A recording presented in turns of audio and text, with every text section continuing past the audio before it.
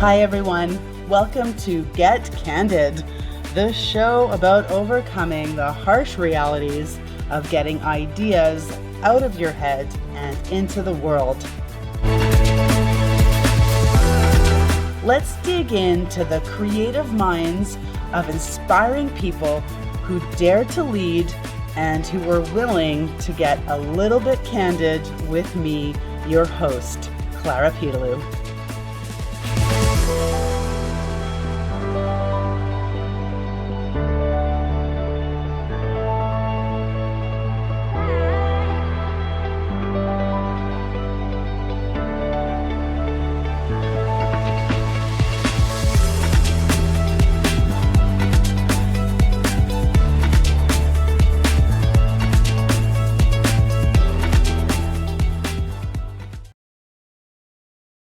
Have you ever eaten a fabulous meal at a restaurant and wondered, hey, who cooked this? Today on Get Candid with Clara, our guest is straight fire. Top chef Ryan Snyder joins us for an inside perspective of his culinary creations and how he went from picky eater to passionate about food and cooking.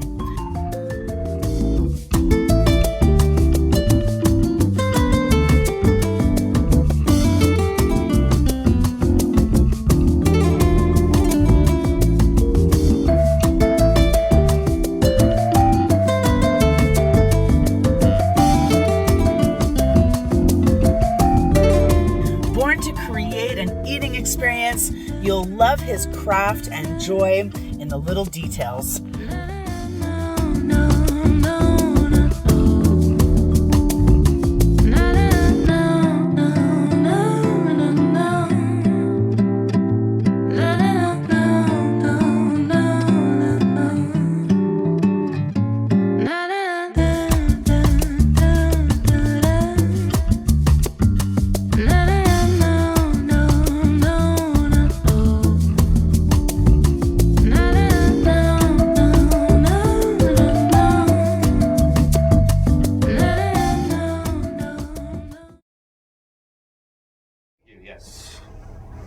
Hi everyone, welcome to Get Candid with Clara. I am really excited to be sitting with Chef Ryan today from Bourbon and Butter. Ryan is an edgy chef with a lot of really cool ideas, and we're going to get into his creative process with food and cooking, because as I believe, we are born to create, and it's creativity that moves the universe. Thanks so much, Ryan, for being on the show. My pleasure. So I wanted to open with with one of my favorite movies is Ratatouille. Oh yeah, I'm sure you've seen it. You've got a kid now. Hey, yep. Yes.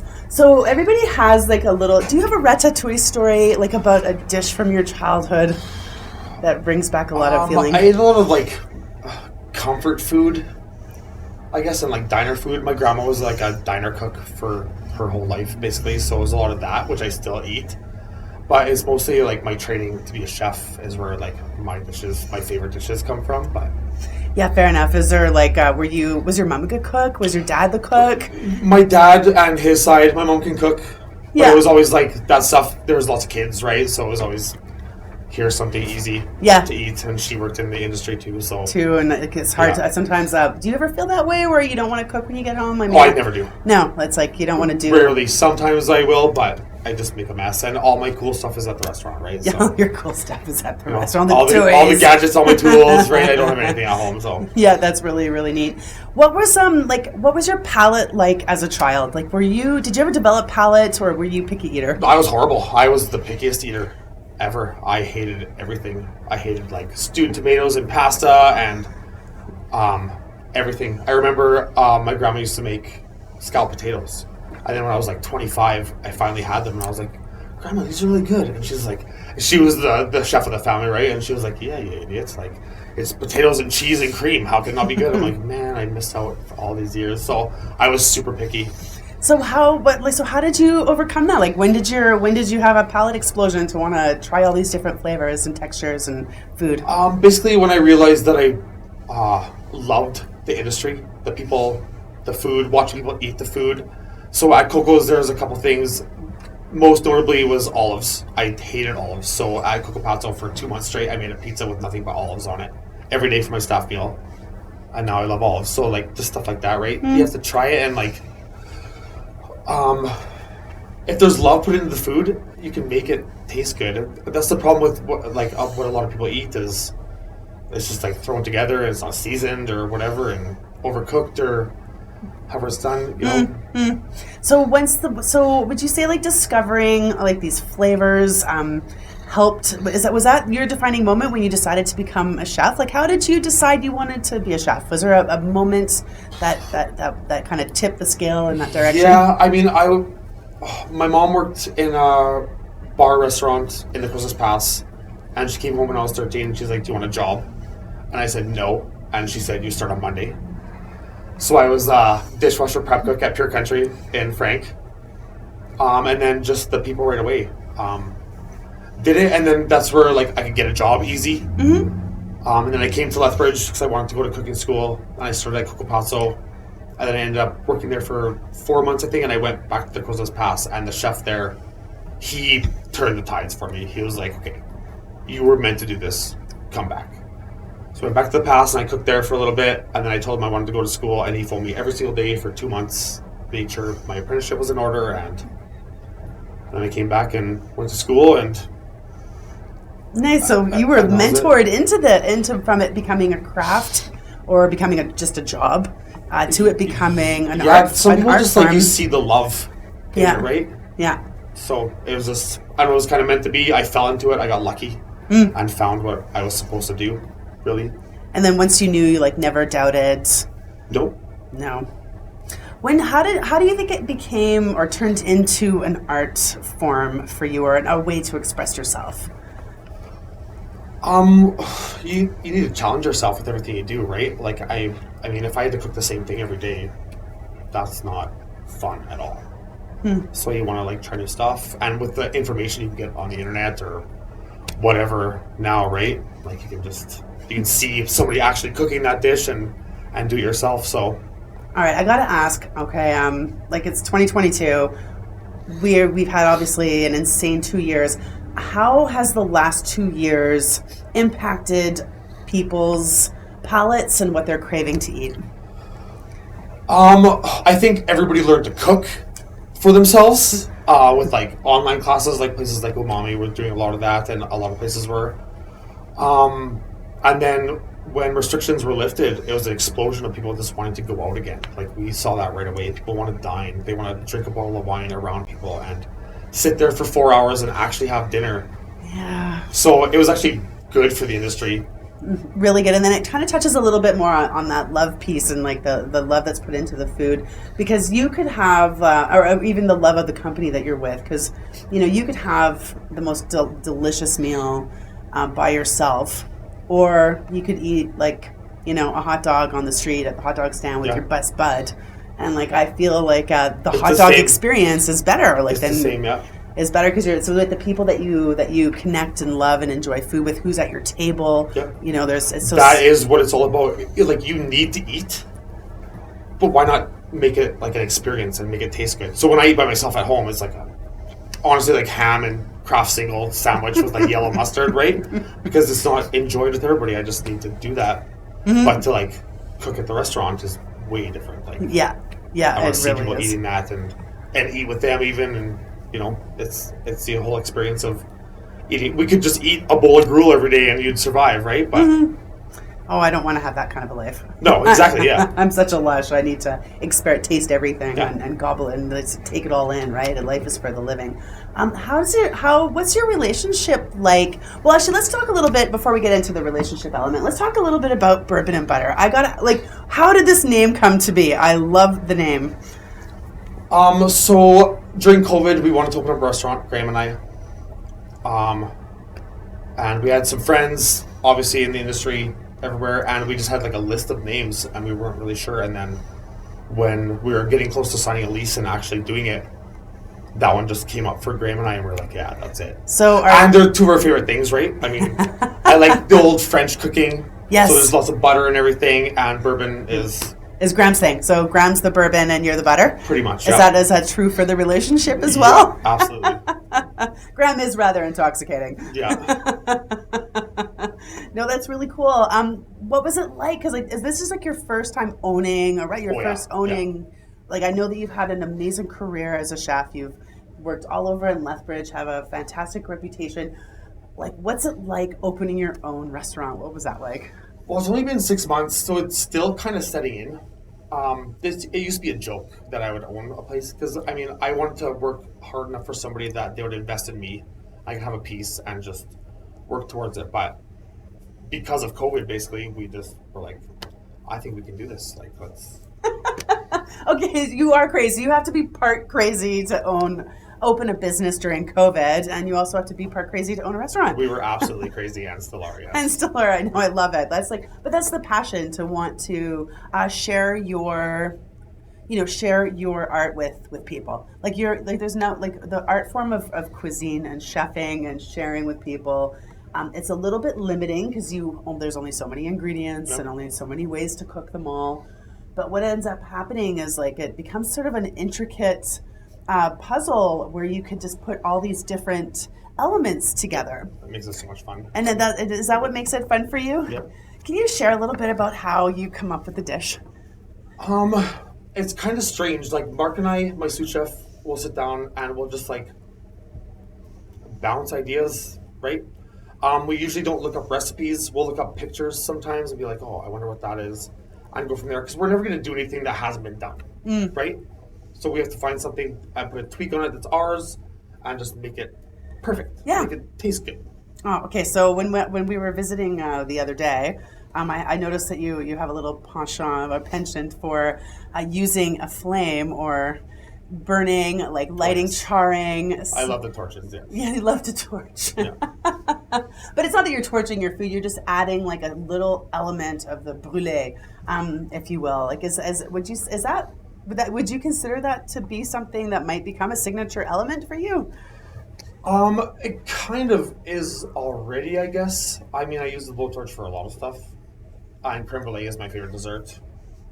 It's the best one I do. Nice. And it's also one of the most difficult of challenges for a lot of chefs. Yeah, I messed a bunch up during COVID because we were doing private caterings during COVID, Graham and I messed a bunch of brulees up, and I was like, "What's wrong with me?" You were in a COVID slump. Yeah, it was tough, but because I know that we all have creative slumps. Have you ever had a creative slump before? Was COVID a creative slump? Not really. It was more like I got to do whatever I wanted because we were going to people's houses and making these full-course dinners. So, cool. It kept me up on it. But, I mean, I have a great team, basically. I have apprentices that are always like, why don't we do this? And Mark is amazing. So not really. If one of us has a creative slump, everybody's there to be like, oh. That's so cool. You guys depend on the team to Yeah, it absolutely is. I can cook anything, but I can't do it without those guys. Yeah, your team is essential. Yeah. What was it like going into people's homes to cook for them? I love it. It's my favorite thing to do. They love it too. Like when you throw a party at your house, you have to cook and clean and pour people's drinks, and you never get to enjoy the company of the guests you invited. So we take all that away, and we're like, sit down, you pour your wine, we'll trash your kitchen, and then clean up and leave, right? And do you have a good party foul story? Do you have any party fouls that you could share with us? I don't think so. I mean, we always forget stuff, and I have to think on the fly, but not too bad. I love that you actually brought up that point about thinking on the fly, and how when you're constrained, you're forced to problem solve. Do you think that problem solving ability, is there a creative element? I think it's the most important thing, in the moment of cooking for people, because I'm really good at this. So is my team, but I'm going to drop something on the floor. I'm going to burn something. And it's not about why that happened. It's about how you fix it. Yeah, right? just how you move forward. Yeah. Right? Yeah. So, yeah, that's one of my biggest skills, I think, is problem solving, is just being hey, well, make sure it's good when it goes out if it's late or, you know what I mean? Yeah, absolutely. Okay, I wanted to ask a little bit, sorry, because we got off topic, but I what I wanted to talk about was, what are you feeling these days for, do you have a favorite ingredient at the moment? I don't think so. I mean, people always ask me that, like, oh, what's your favorite thing to cook? I just love cooking everything. Yeah. Like, there's nothing I don't like to do. Okay, I heard I forget which celebrity chef made the prediction that 2022 was going to be the year of caviar. Would you agree with that? People are coming out to dine, so yeah. Yeah. I've been getting some caviar. We've done a couple dinners with caviar, and... All right, so people are talking about it a little bit. Well, I mean, like the regular people that had to sit at home for 2 years, yeah, they want to come out and experience that in case this happens again, right? Like, I'm gonna maximize it. Yeah, exactly. Oh, I think that's really cool. So what's your relationship like with your customers? It's good. I pretty much talk to everybody in the dining room every night. Nice, cool. And I mean. So, hey, if you guys want to talk to Chef Ryan, you can definitely go for dinner at Bourbon and Butter. It's located just below the Jess FM studio on 6th Street South. What's the address? 330. Yeah, 330 6th Street South. It's an amazing dining experience. And if you're ever feeling like you're ready to step out and try new foods and challenge yourself in that way, kind of like how Ryan did early on in his career, because it's all about overcoming your own self-imposed barriers. Go and check out Bourbon and Butter and have a dining experience like you've never had before. You're not going to regret it. Even if you hate it, you're still going to love yourself for trying. You know what I mean? And like the whole experience, it makes it all worthwhile. It's like, I always say, like, when was the last time you did something for the first time? The octopus dish on the menu right now. I did like a year ago for the first time, and then did it 2 more times and did it as a feature a couple months ago. And nailed it for me, nice. So I put it on the menu. Oh, good. So yeah, always we like to do the weird stuff, and lots of Lethbridge trusts Mark and I to do the weird stuff and try it. So we like to push that on them. And okay, good. Well, people want to try like unique, and odd, and unusual, things. Yes, especially when you enjoy. I love to eat. So like I've eaten some really weird things. What's the weirdest thing you've ever eaten?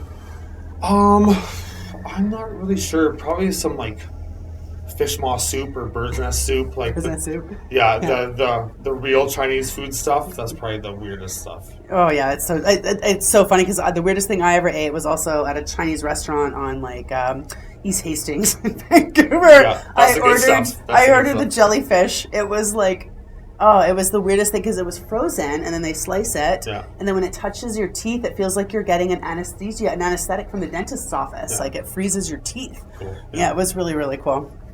And then some other things. So what are some of the dining room faux pas? Have you ever had like any like, I don't know, it's like what are the dining like do's and don'ts? How would you love, like, you know, if I guess as a chef, you know, you can't obviously say things to people all the time. I mean, maybe you might be more open about it. I can. Yeah, you can be. Like, we're pretty, you want people to know. Casual, so I mean, we just want you to come in and have a good time. If you want to dress up, absolutely. If you want to just wear a hoodie and a ball cap, absolutely. You're going to get the same experience, regardless. And the service and the food is all going to be the same. So, I mean, I think a lot of those like rules are super outdated. Mm-hmm. Nice, I love that. Especially in Lethbridge. I mean, like, what are you going to do, right? We want people to come in and enjoy, no matter who you are, what you look like, or what you're wearing. You know, come and enjoy some good food and dine like you should.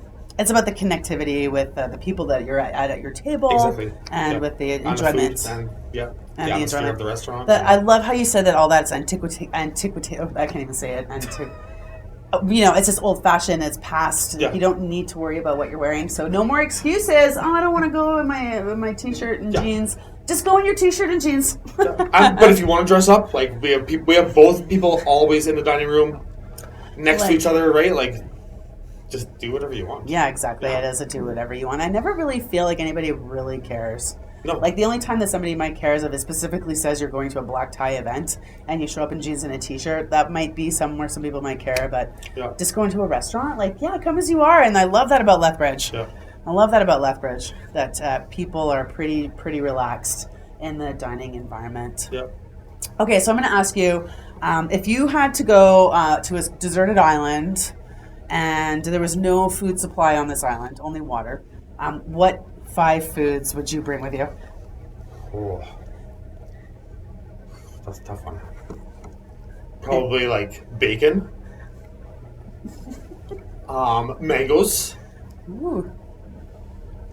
eggs, and cream and sugar. Perfect. Cream and sugar. I can do enough of that. Yeah. I'm a dessert guy, for sure. Yes, That's absolutely. That's my favorite course. Perfect. Well, you hit the protein. You got like all the vitamin C's from the fruit, and then your fat, and of course, you would need sugar to survive on a deserted island.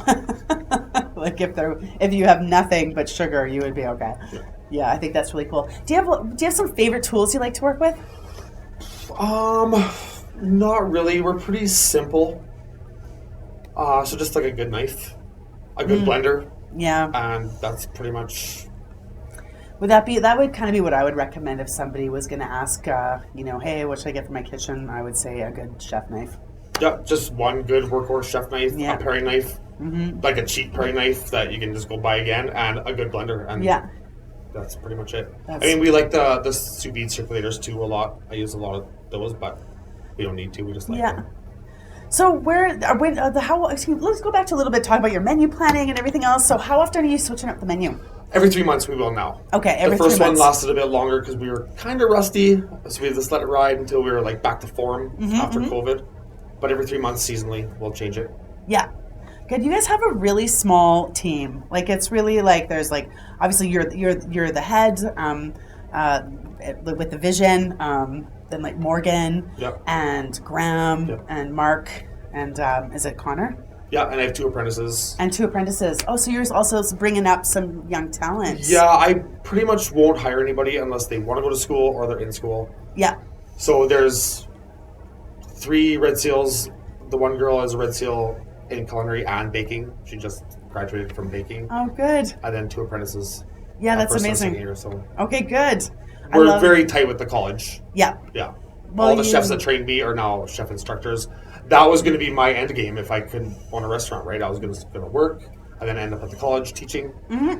But I ended up owning a restaurant, so that's probably not going to happen now. Yeah, well, now you have like full like carte blanche to let your let your creativity flourish and work with a great team and build an amazing brand restaurant. Yeah. Cutting edge, because you guys are probably for like this town, I'd say like you're like the most cutting edge chef here in the city. Yeah, and we're not doing anything like super crazy or new. We just do it properly. Yeah. Right? And the technique. Yeah, exactly. That's. Yeah, because the like cooking. What are the elements of cooking for you that you find like are your solid foundation? Just like procedure in doing it. There's a lot of like beginners techniques of procedure. Yeah. And just like communication. Yeah. Yeah, communication is probably pretty key.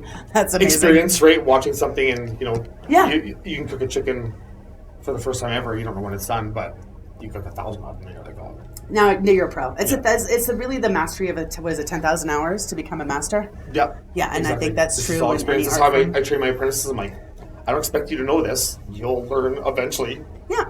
Just by doing it all the time. Like. Yeah, exactly. By failing a whole bunch. It's how you get really, really good at it. The more you burn something, the less likely you're going to burn it in the future. So. But once burnt, twice shy. Or I guess in this case, oh my gosh, I've burnt so much. I burn my utensils on the stove all the time. Bad for that too, yeah. Oh, is Mark bad for that? Yeah. I burnt so much bread, I can't even imagine how many tons of bread in my career I burned. What's the worst thing to burn? Like that just ranks up the kitchen. Sugar. Burning sugar is the worst. Not like cabbage. That would be mine. I would guess cabbage. No, sugar's the worst. It closes off your throat. Oh gosh. Okay, don't burn the sugar. Yeah. Okay, I wanted to play like a quick little game. Are you down? Sure. Okay, we're gonna play like name that food, and I kind of picked these foods based on a few different things. But I'm gonna give you a clue. And I got 3 clues for each one. Let's see if you get it. All right, so the first one, I got to take off my glasses because, I'm at that stage of my life now. Okay, the first clue. Alligator pears. Alligator pears. Alligator pears. Okay, next clue. Dark green leathery skin. Avocado. Nailed it. Nailed it. So I noticed you don't have any avocado on your menu. And like avocado is such Not a right high now. trending ingredient. Well, that's more of like a lunch brunch thing too, right? Yeah, fair. So we don't wanna- Avocado's so we better don't for do that. lunch or brunch, not a dinner item. Or like a salad or something. I mean, yeah, true. there's only limited stuff. good. We only have like a small menu, so there's limited Well, things we can put on there. The reason why I was laughing is because alligator pears is what they're called, Yeah. and my mother was a very elegant woman, and she had a lot of alligator and snakeskin purses, but you never Nice. take the alligator out at night. Like an alligator purse is a daytime purse, Okay. not an evening purse. So that's why it kind of made me laugh. All right, next one. You ready? Yeah. Okay. Browned by radiant heat. Browned by radiant heat. This is super technical. The browning is the result of a Maillard reaction, or Maillard. I'm assuming that's Maillard, yeah, Maillard. That could be anything though. I could be okay. Makes stale bread more palatable. Like croutons? Oh, close. It's like what you would throw in your toaster. Okay. Toast. Nice. Avocado toast was the joke okay. there. Yeah, the joke was avocado toast. Okay, this one's a little bit more like. Okay, I'll give you a clue right off the start because it's a little bit more like a riddle. It's a French. It's French. A gym goer with a tendency to trick and deceive. A gym goer with this was a riddle. A gym goer with a tendency to trick and deceive. Telemarketers and scammers who are in good shape.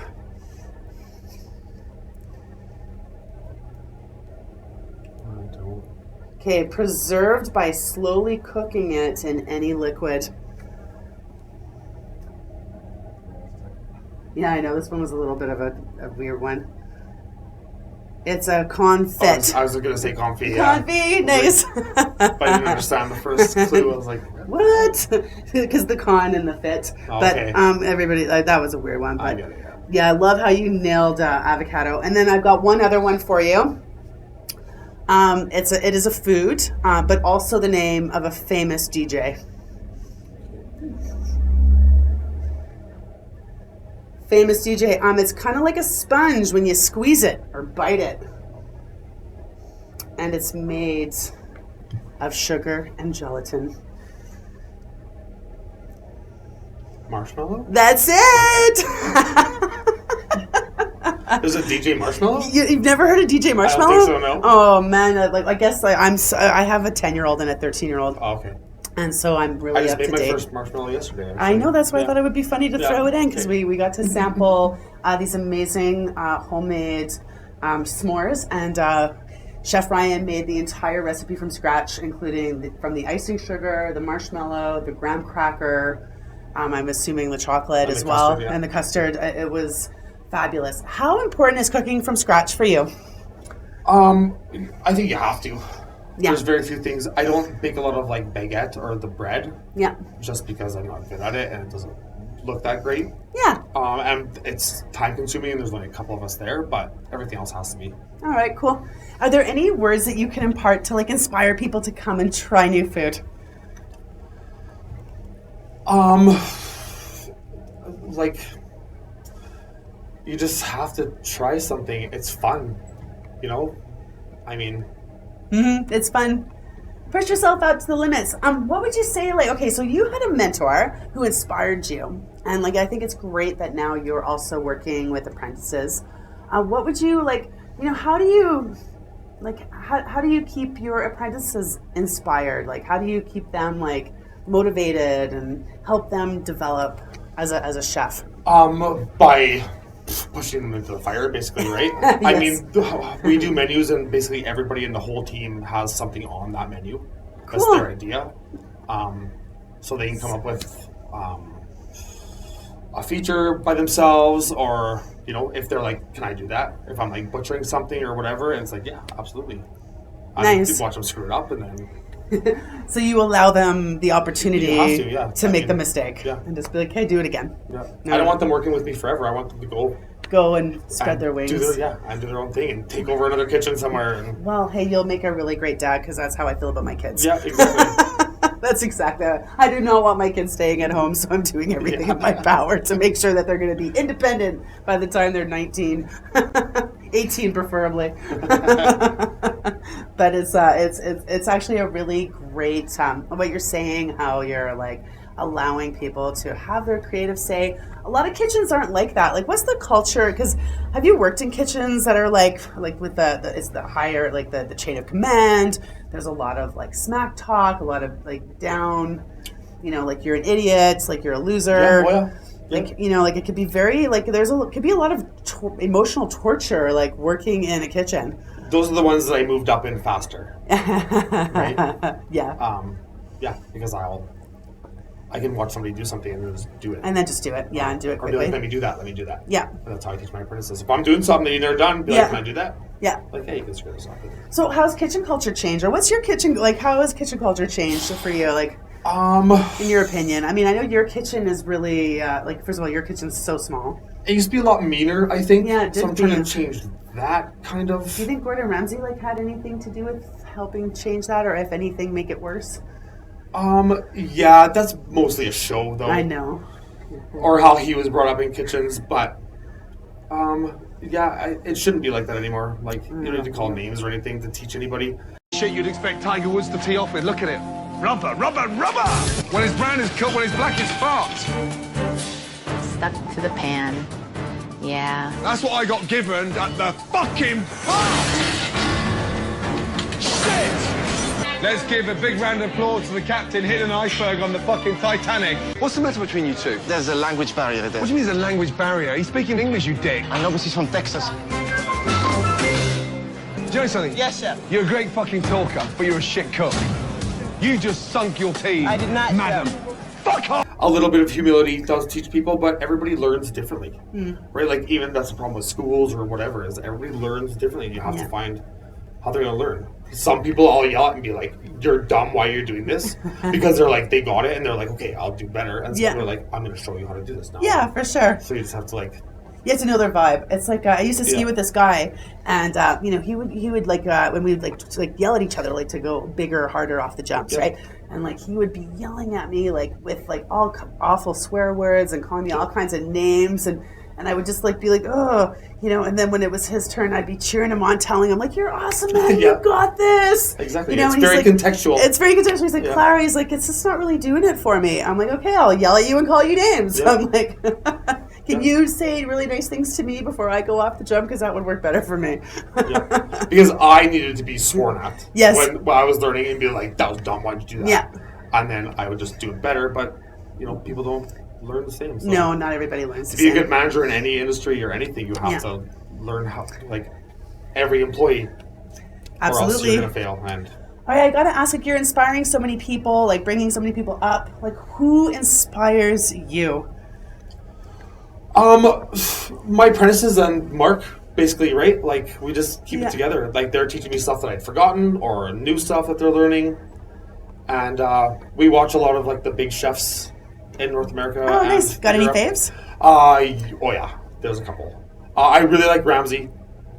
But aside from the yelling and swearing at everybody, he's very good. Thomas Keller from LA and Hessen Blumenthal are probably Mark and I's favorite. Oh, nice. Okay, I don't know. Obviously, Ramsay's the only name I recognize, but I'll go check out Thomas Keller, you said? Yeah, Thomas Keller. It'd be fun to go and watch what's going on, because I with food and where food is going. Yeah. And everything else with the industry. It's nuts. Where do you think, I know that you're here to preserve the food, the experience of food, the enjoyment of food, our relationship with food. It's so very important, but we are sort of seeing in the world, going in the opposite direction between food fear and diet drama and us against them and vegans versus omnivores, carnivores, food intolerances. One day wheat is good, the next day it's bad. It's just so charged. Food is so charged with so much. I think it always has been, or for the last 20 years at least. But I'll cater to anybody. If you have an allergy, we'll do it properly. If you're a vegan, every section of my menu has a vegan option. Yeah. because they need to eat something decent. Yeah, of course. Too, when they go out to eat, right? Allergies we can deal with. We keep most of the bases of stuff gluten-free. Oh, good. Just because there's lots of that. Gluten intolerances. Try to keep nuts out of most stuff except for garnish. Yeah. Well, I think it's kind of neat to show people like it's just such an experience going to Bourbon and Butter to experience like new dishes, new ingredients that come together in new ways. To have something that doesn't have any gluten or bread in it. Because we eat a lot of bread. Oh, yeah. Like we eat a ton. There's of a lot bread, of like so. new technology and like flours and stuff too that is catered towards gluten-free. Oh, okay, people good. That work the same way. So. Oh, for baking and things like Yeah, that. yeah, Oh, yeah. good. What do you know? What do you know? Are these types of flours are on the market already? Yeah, Like, you can get lots of like what's called red mill, like pre-packaged stuff. Yeah. That's all good. And like, I mean, anything ground up to flour size basically will work the same way. Yeah. So, Yeah. rice flour, potato flour, almond flour, all that stuff. All right, nice. So, because Almost there was a the same. time where obviously it just tasted like paste. Yeah, because Yeah. people were like shunned for eating that way too, right? Like, Yeah, you can't that's- have a regular piece of bread, but Yeah. it's not that way anymore. Not that way. Yes, I'm glad that there is a more of an accepting circle. Yeah, absolutely. I think that part is really good. All right, good. We're gonna finish off the show, and I always like to finish off the show with just a quick rapid fire, like 10 questions, and it's just a way to kind of get to know you a little bit. And it doesn't like it's just for it's a rapid fire kind of thing, just to kind of get to know you, and it's fun. All right, so Ryan, what? Okay, here we go. Yeah, okay. What's your favorite word? Can I say it on here? Oh yeah. Fuck. Nice. And I got Absolutely. great news. You're That's- going to get to say it twice. Yeah, no question. What is your least favorite word? Oh. Can't. What turns you on? Lots of stuff, I guess, but food. Nice. Yeah. What turns you off? Shitty food.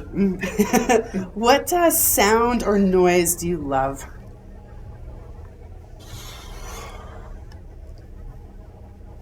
Like the flame from the range, I guess. Yeah. Nice. Yeah. What sound or noise do you hate? Timers. Good one. What's your favorite curse word? Fuck, for sure.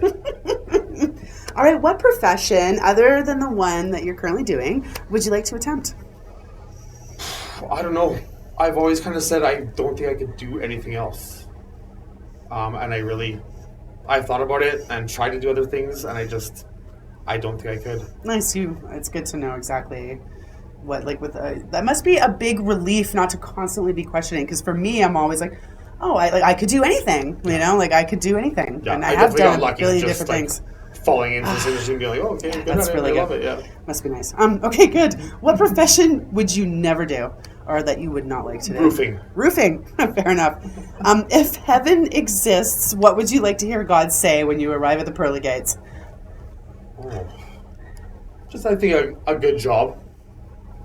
Yeah, That goes a long way. it really does. A good job does go a long way.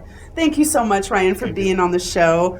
I really appreciate everything that you share with us and getting to know more about you as a chef and what keeps you inspired and how much you're inspiring others and the sheer enjoyment that people have coming to eat and that you bring to their homes, whichever of the two. Yeah. Do you have anything? It goes both ways. It goes We both enjoy ways. it. We enjoy it the most, more than they do, I think. A fantastic team, amazing vibe, great people, great food. You guys definitely want to go check out Bourbon and Butter and experience it for yourself. I think if we were gonna do one last question, any sneak peeks for the upcoming menu that you are thinking about? I'm not sure about the fall menu yet. We're gonna do lamb shank for sure, I think. We did one for a private event Yeah, a month ago, so that's gonna go on there.